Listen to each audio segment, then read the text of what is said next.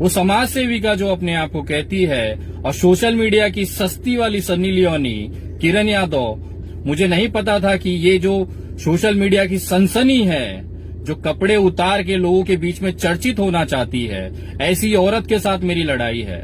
मुझे शर्म आती है। इस जैसी औरत भी आजकल समाज सेविका कहलाती है, सोशल एक्टिविस्ट कहलाती है। नमस्कार दोस्तों, मैं विनय दुबे मुंबई से। सबसे पहले मैं अपने तमाम भाइयों से निवेदन करूंगा, कृपया मुझे वो बिहार वैशाली की सस्ती सनी लियोनी की सेक्स वीडियो ना भेजें। अरे सॉरी, मैंने क्या बोल दिया, सॉरी। वो समाज सेविका जो अपने आप को कहती है, और सोशल मीडिया की सस्ती वाली सनी लियोनी किरण यादव, उसकी गंदी गंदी वीडियो मुझे ना भेजें। सेक्स करते हुए वीडियो ना भेजें। उसकी खुद की बनाई हुई वीडियो मुझे ना भेजें। मुझे नहीं पता था कि मैं इतने बड़े धुरंधर से लड़ रहा हूँ। मुझे नहीं पता था कि ये जो सोशल मीडिया की सनसनी है, जो कपड़े उतार के लोगों के बीच में चर्चित होना चाहती है, ऐसी औरत के साथ मेरी लड़ाई है। मुझे तो शर्म आती है उसके परिवार और उसके पति पे खास तौर पर, कि इसकी इतनी दयनीय हालत है, इसके बाजुओं में दम नहीं है इसके मर्द के कि अपने कमा के अपनी औरत को खिला सके, और आखिर में कपड़े उतरवा के उसकी वीडियो बनवाई जा रही है और सोशल मीडिया पे सनसनी बन के घूम रही है। इस औरत के अंदर इतनी खुजली है कि इसे चर्चित रहना है चाहे जैसे। जब ये अपनी बकचोदी करके सोशल मीडिया पे इसका पेट नहीं भरा, लोग सुनते नहीं थे इसके मुंह से निकले हुए संडास को, तो ये बिचारी अपने कपड़े उतार के चर्चित होने का चस्का लग गया। और मैं परेशान हो गया हूं जब से मैं बिहार से आया हूं। इस गुलनाज के मामले में ये किरण यादव की कम से कम सैकड़ों वीडियो मुझे लोगों ने भेजी हैं। मुझे शर्म आती है। इस जैसी औरत भी आजकल समाज सेविका कहलाती है, सोशल एक्टिविस्ट कहलाती है। तो मैं बहुत ही शर्मिंदा हूं देश के सामने कि इस तरह की बेगैरत औरत जो अपने कपड़े तक उतारने में शर्मिंदा नहीं होती, ये अब समाज में गुलनाज का चरित्र बताएंगी। इन जैसी दो कौड़ी की दलाल औरत कि गुलनाज का चरित्र कैसा था, जरा सुनिएगा। ये भोसड़ी वाली, ये भड़वी और दलाल, मैं तो वैश्या तक कहना चाहूंगा कि इस वैश्या ने एक पवित्र गुलनाज, जिसने अपनी इज्जत बचाने के लिए अपने आप के शरीर को जलाने तक की लड़ाई लड़ी, 15 दिन तक मौत से लड़ी, अपना चमड़ा तिल तिल जलते रहा और सड़ते रहा। ये उस अस्पताल के बेड पे पड़ी पड़ी महसूस करती रही, लेकिन हिम्मत नहीं हारी। उसकी सजा केवल इतनी थी, उसने अपनी इज्जत आबरू लूटने नहीं दी। और उस गुलनाज, उस पवित्र गुलनाज के लिए ये भोसड़ी वाली क्या कह रही है, जरा सुनिएगा। ये मामला कुछ भी नहीं है। देखिए, ये लड़का लड़की दोनों प्रेम करते थे और लड़की का शादी होने वाला है। आप लोग देख रहे होंगे, वो बयान में दे रही है अपना। तो मुझे पता चला है कि इसी के चक्कर में लड़की ने खुद को जलाया है, किसी लड़के ने जलाया है। ये गलत बात है। किसी लड़के ने नहीं जलाया है, बल्कि लड़का और लड़की दोनों ही प्रेमी जोड़ा थे।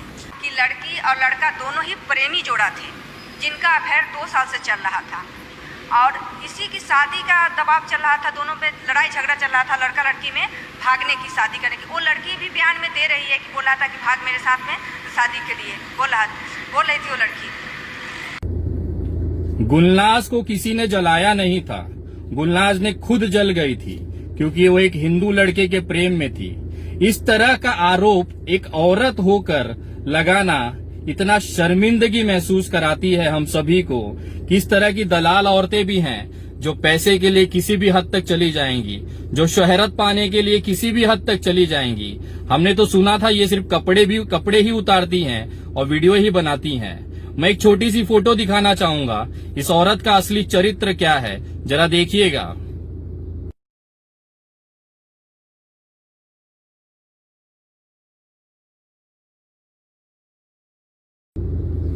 खुद कैमरा लगाकर, अपना साड़ी उठाकर, क्रियाकलाप करती हुई वीडियो बनाकर सोशल मीडिया पे डालने वाली औरत भी अब गुलनाज के चरित्र का सर्टिफिकेट बांटेंगी। ये तो इस कलयुग की सबसे बड़ी पराकाष्ठा है। हंसने आता है कि इस जैसी दलाल औरत, जिसको इतनी खुजली है कि कहीं पर भी उंगली करने लगती हैं, इस तरह की औरत भी अब समाज सेवा करने आई हैं। बहुत ही शर्मिंदगी है इस देश के लिए कि किस किस चूतिए और नमूनों को हमने अपने सर पे बिठाया है। ये वही औरत है जो आज गुलनाज की मां तक को गंदी कह रही है।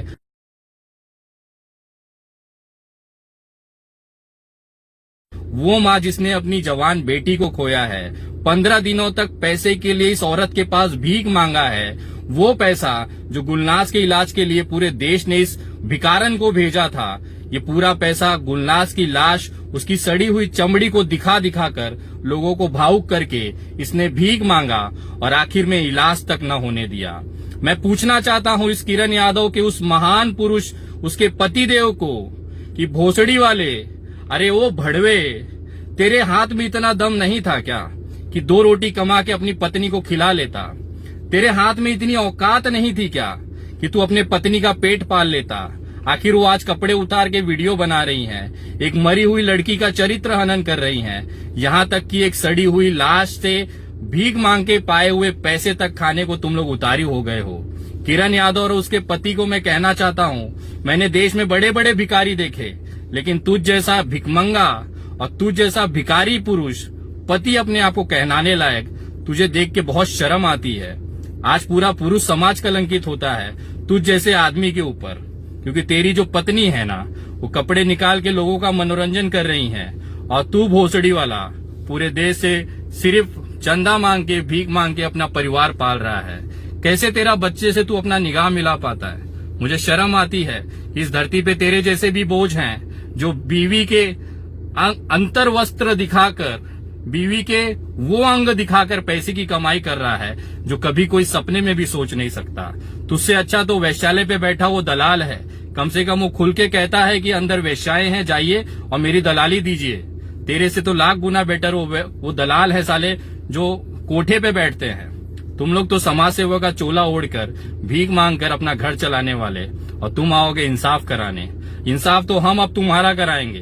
तुम्हारी जितनी काली करतूतें हैं, जिस तरह से तुमने आरोपियों से पैसे लेकर अस्पताल में निगरानी की कि उस जली हुई बेटी की मदद करने के लिए कोई ना आ पाए, अगर कोई आता भी है तो उसे दूर हटा दो ताकि ये लड़की मर जाए और उसके लाश पे हम पैसे कमाएं। तो इस तरह की मानसिकता रखने वाले तुम पति पत्नी, तुम्हारी तो हम वो धजिया उड़ाएंगे जो तुम सोच भी नहीं सकते थे। तुझे क्या लगा था तुम आओगी किरण यादव और वीडियो बना के बकचोदी करोगी और देश तालियां बजाएगा? तुम अपने साड़ी की पल्लू हटाओगी, अपने ब्लाउज खोलोगी और लोग तो तालियां बनाएंगे, मनोरंजन करेंगे। तुमने तो हद कर दी है।